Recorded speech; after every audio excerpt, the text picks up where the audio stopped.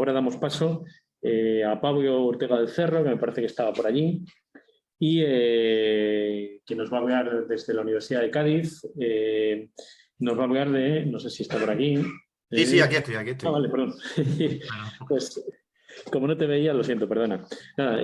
cuando quieras puedes empezar a compartir si quieres. Y Pablo, bueno, Pablo también ya es un soldador más veterano y hace ya más tiempo que acabó la tesis, evidentemente.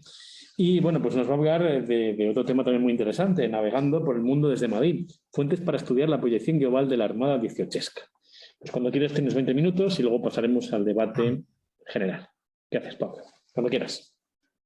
Estupendo, muchísimas gracias. Voy a compartir. No sé si se me escucha bien. Se te escucha perfectamente y se ve perfectamente. Bueno, pues antes de nada quiero daros las gracias a todos y a todas por haberme dejado este espacio y poder participar en este encuentro. Aunque, bueno, tengo que decir que me sabe tremendamente mal no poder asistir personalmente o físicamente allí, pero como ya he comentado antes, algunos compañeros, las obligaciones de finales del curso son demasiadas y al final dejan muy poco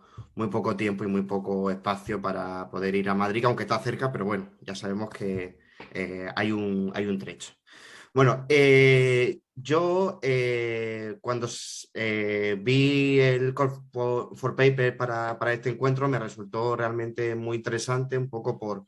ver los encuentros que se producen entre Madrid y entre diversos puntos del mundo, de forma concreta en este caso América.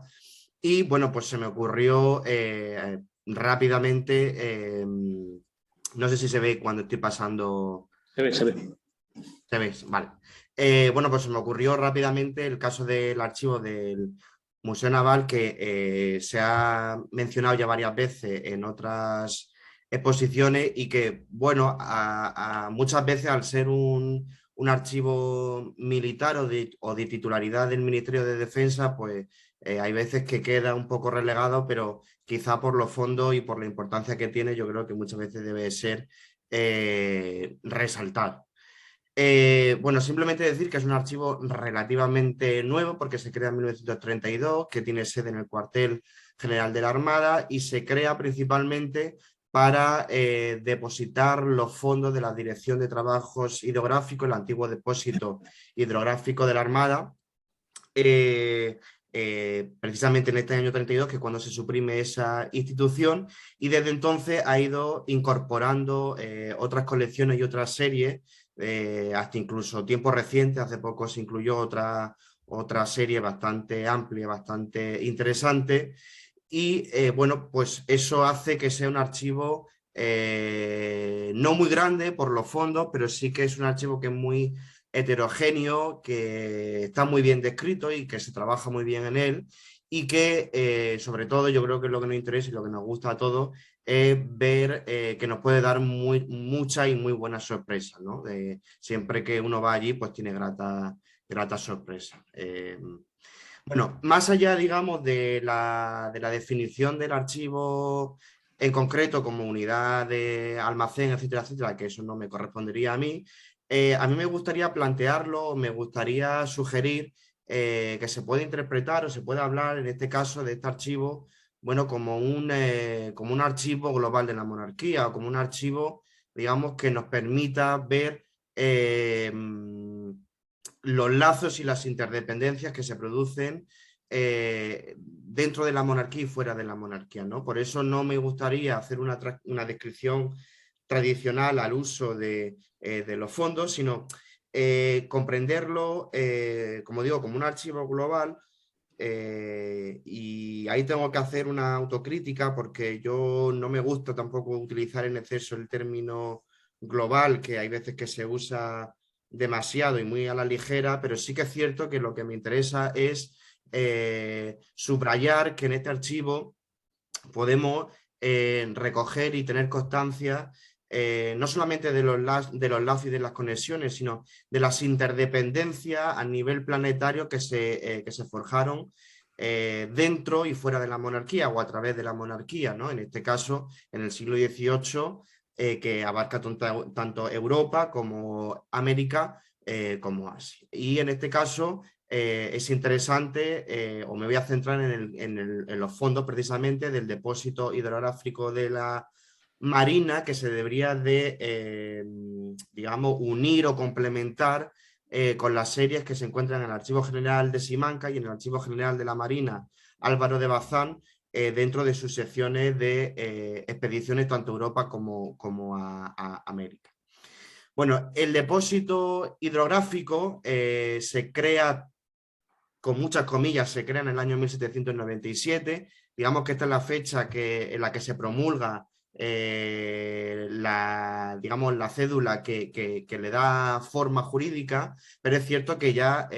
muchos años antes, desde la Armada, se estaban creando esfuerzos y se habían hecho muchos esfuerzos para crear un centro específico que se albergara los trabajos hidrográficos. Básicamente, el objetivo principal era reunir la información, insisto, hidrográfica, que básicamente es el estudio de las cartas de navegación, los planos, los derroteros y la cartografía, que yo creo que posiblemente son las fuentes que más se conocen en este archivo, ¿no? Pero el problema es que cuando uno entra dentro de los fondos de este archivo, rápidamente se da cuenta que es mucho más, que es un archivo que trasciende, digamos, de las fuentes meramente hidrográficas y que nos permite ver que la Marina, que la Real Armada del siglo XVIII, un tema que, como todos saben, pues ha estudiado mucho y que está de hecho hoy en día muy de moda, es una institución global para la monarquía, en tanto que es un instrumento, es una institución multivariable y es un instrumento de la monarquía para insertarse dentro de los circuitos globales de la segunda mitad del siglo XVIII, ¿no? Especialmente del siglo XVIII, de la segunda mitad del siglo XVIII, ¿no? Esencialmente porque durante la segunda mitad de esta centuria cuando la Armada y en general la monarquía se despliega por prácticamente todos los rincones del mundo, rompe las antiguas barreras que había tenido con anterioridad y se extiende pues, por prácticamente todos los rincones de Asia, de América, incluso también de África, ¿no? Bueno, otra cosa que me gustaría antes de empezar, o perdón, antes de entrar dentro de los fondos, es que cuando nosotros hablamos de expediciones de la Armada, el propio concepto de expedición dentro de la Armada y dentro de la documentación de la Armada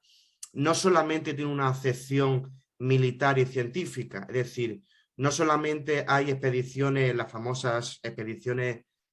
científicas de Malaspina, etcétera, etcétera, sino que las expediciones de la Armada son, en su sentido, digamos, más, en su sentido mínimo, es cualquier viaje o cualquier misión que hace un buque de la Armada o que hace la propia Armada. Entonces, bueno, en ese aspecto hay que entender las expediciones como una amplísima gama de viajes con diferentes objetivos y con diferentes naturalezas, donde se incluyen, además de las clásicas, pues se incluyen reconocimientos, se incluyen cruceros, se incluyen también misiones de espionaje, incluso también de intercambio, tanto a nivel de información como mercantiles, ¿no? Dentro, digamos, de toda la información que tiene el museo, quizá, como he dicho antes, las más relevantes o las más importantes son las noticias hidrográficas o son las fuentes hidrográficas. Y es cierto que en este archivo pues, prácticamente tenemos todos los derroteros, todas las rutas que se van desarrollando a lo largo del siglo XVIII y durante el primer tercio del siglo XIX. Y no solamente eso, no solamente van a ser todas las rutas que va a hacer la Armada en este siglo, sino que también van a tener copias, van a generar copias de rutas anteriores, esencialmente del siglo XVII, y también rutas extranjeras. Es decir, hay una circulación y ya hay un intercambio de información de cartas náuticas, especialmente con el caso inglés y con el caso holandés, aunque también el francés, donde nos permite ver que es un archivo de las rutas de la monarquía, pero no solamente, sino de prácticamente una gran amplitud de rutas globales, ¿no? Como decía antes, abarca todos los continentes América, por supuesto, África y Asia, y sobre todo, y esto insisto, porque durante el siglo XVIII se produce, vamos a decirlo así de una forma un poco rápida y mal, hay una explosión de ruta. ¿Por qué? Con los procesos de liberalización del comercio y con la cada vez más fuerza que tiene la Armada, hace que la ruta dentro del imperio y fuera del imperio se multipliquen y que crezcan de forma exponencial, ¿no? Entonces, bueno, vamos a ver el caso de América, por ejemplo, se multiplican las rutas que se crean, por ejemplo, por el Cabo de Horno, para ir a las costas de Chile, a las costas de Perú, las costas de California. También, por ejemplo, pongo aquí un mapa que es una representación de un trabajo que había hecho previamente, donde se ve, digamos, el trabajo que hace la Armada dentro de la creación de ruta en el marco asiático en la segunda mitad del siglo XVIII, una vez que se rompe la barrera de la ruta del Cabo de Buena Esperanza. En ese aspecto no voy a decir mucho más porque como la profesora Marina Alfonso Mola está presente, pues yo simplemente mencionar lo que ella es mucho más experta que yo. Pero sí que es cierto que en el caso de las noticias hidrográficas no solamente nos interesan por la información técnica, es decir, el cálculo de latitud, de longitud, con las mareas, los vientos, etcétera, sino que en esos diarios de navegación y en esas cartas, los oficiales y los pilotos lo que van a hacer es recoger absolutamente todo lo que encuentran y todo lo que oyen también. Lo que ven y lo que oyen. ¿Por qué? Porque van a hacer descripciones de prácticamente todos los lugares que encuentran, van a tomar registro de todos los buques que encuentran dentro de su ruta, con una descripción por lo general bastante exhaustiva, diciendo qué tipo de barco es, de qué nacionalidad, quién es el capitán, qué mercancía lleva, cuál es su objetivo, a dónde va, de dónde viene, etcétera, etcétera, ¿no? Y también, evidentemente, es muy interesante porque en ese intercambio que se producen entre los buques se genera o hay un intercambio de información muy interesante sobre datos, sobre rumores, etcétera, etcétera. Esto es especialmente interesante cuando estamos en un periodo de guerra. Bueno, pues en las navegaciones saber con antelación si hay algún enemigo o hay algún tipo de problema, pues siempre puede ser interesante, pero eso es lo que nos genera, es una información impresionante a nivel cuantitativo y a nivel cualitativo. El segundo grupo de fuentes que me resulta más interesante es el estudio que hace la Armada de las zonas fronterizas del imperio, es decir, de todos esos extensos, de esas extensas regiones que teóricamente están bajo la soberanía de la monarquía, pero que se encuentran todavía en un proceso de descubrimiento o de redescubrimiento, ¿no? Pueden ser los casos, por ejemplo, quizá el más importante es el de California, también América Central, que es uno de los temas estrellas para la Armada, el caso, por ejemplo, de Cholé en la costa chilena y en la costa sur del Pacífico, o también la costa de Patagonia, ¿no? En toda esta información que se genera, aparte de las rutas de los buques, se van a hacer descripciones extremadamente exhaustivas, y eso yo creo que se conoce bastante bien. Son descripciones etnográficas, son descripciones de la naturaleza, de tipo biológico, de tipo químico, pero también nos vamos a encontrar que los oficiales, y que por lo general la Armada, al tener ya de por sí una cantidad de información sumamente amplia sobre diversos géneros y sobre diversos aspectos, generan a su vez informes que son muy sugerentes. Y yo llamo especialmente la atención sobre los informes de tipo económico y los proyectos de tipo económico, especialmente cuando en estas regiones lo que hacen es examinar primero el tipo de comercio que existe y en segundo lugar los géneros de esas regiones. Ellos empiezan a generar, digamos, una serie de proyectos bastante sugerentes, ¿no? Uno de los más interesantes, que está también estudiado, es el caso de las pieles de nutria, ¿no? En las pieles de nutria, de repente, a partir de la década de los 70 del siglo XVIII, se convierte, hay un boom, hay un furor, porque en la costa pacífica norte, estas pieles que en un principio para los ingleses y los españoles no tienen ningún tipo de valor, pero en el puerto chino de Cantón adquieren un precio altísimo, es decir, adquieren, digamos, una demanda increíble y de repente, bueno, James Cook es el primero, digamos, uno de los primeros que crea este mercado y a partir de ahí diversos oficiales y diversas personalidades de España van a hacer esa apuesta o hacen esos proyectos, ¿no? Aquí pongo, por ejemplo, un caso, pongo el caso bueno, de cómo en ese informe dicen que las pieles de nutria es un comercio que puede ser a priori bastante sencillo, que se pueden recoger de las costas de California, que se llevan a Cantón, que adquieren un valor aproximado de 25 pesos fuertes por cada una. 25 pesos fuertes es una cantidad bastante considerable y, bueno, ellos dicen o empiezan a hablar de cuáles son los productos que se pueden intercambiar, que son por lo general de poco valor y entonces por lo tanto ese negocio puede tener un rédito bastante considerable. Bueno, sobre esto hay muchísima documentación, ¿no? Aquí simplemente pongo un ejemplo, solo una pequeñísima selección de la documentación, por ejemplo, que puede haber de Cholé, donde se puede ver, como pueden ver ahí, pues las observaciones dentro, digamos, de los nuevos derroteros, descripciones, digamos, desde diversas zonas, informe, por ejemplo, sobre las maderas de construcción de los navíos, que ya sabemos que la madera es uno de los materiales más preciados durante el siglo XVIII en esa reconstrucción de la Armada. El diario, por ejemplo, de Nuestra Señora de Montserrat, que la escribe un piloto, donde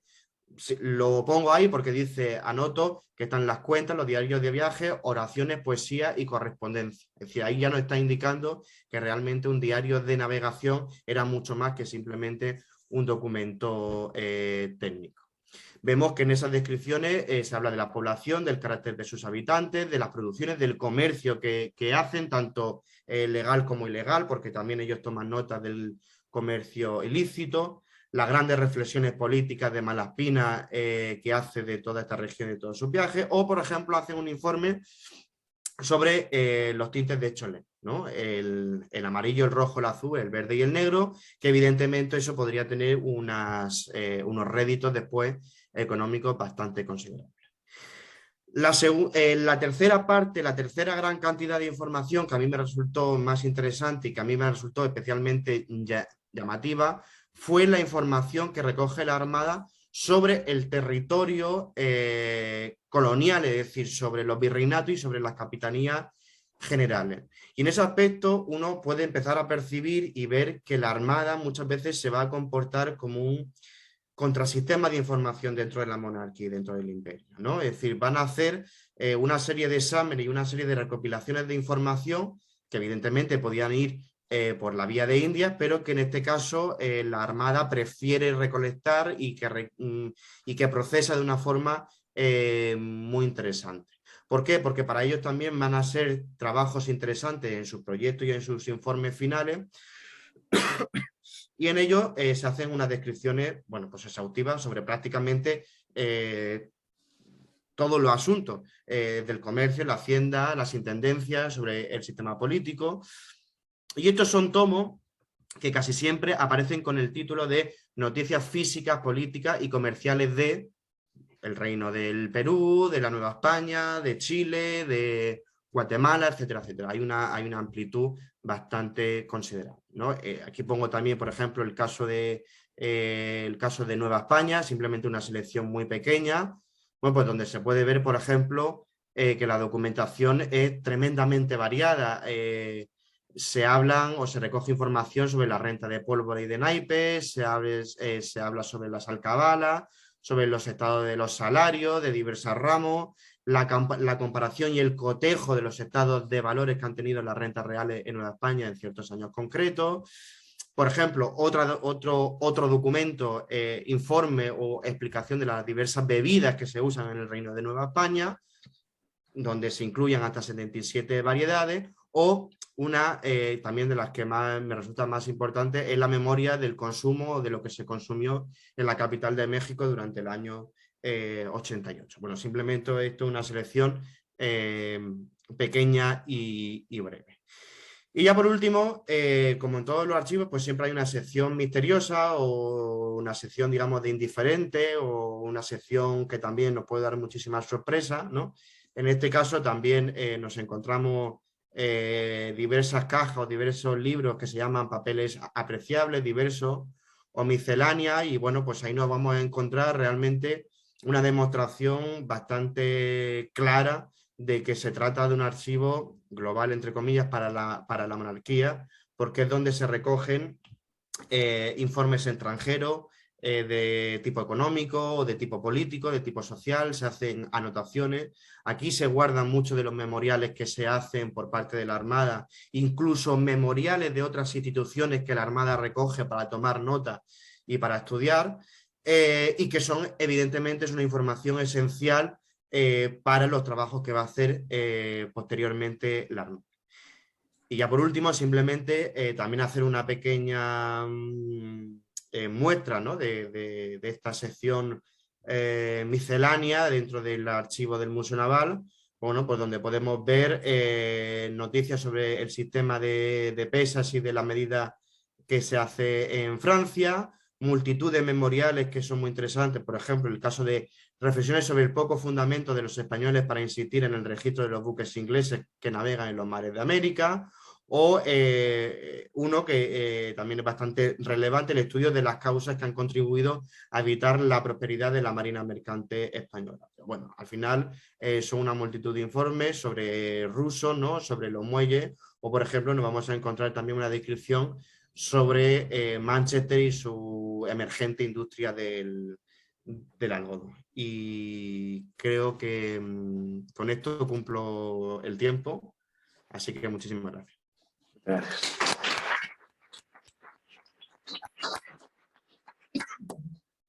Pues muchas gracias por tu detallado análisis de lo que se puede encontrar en el archivo del Museo Naval. Un archivo,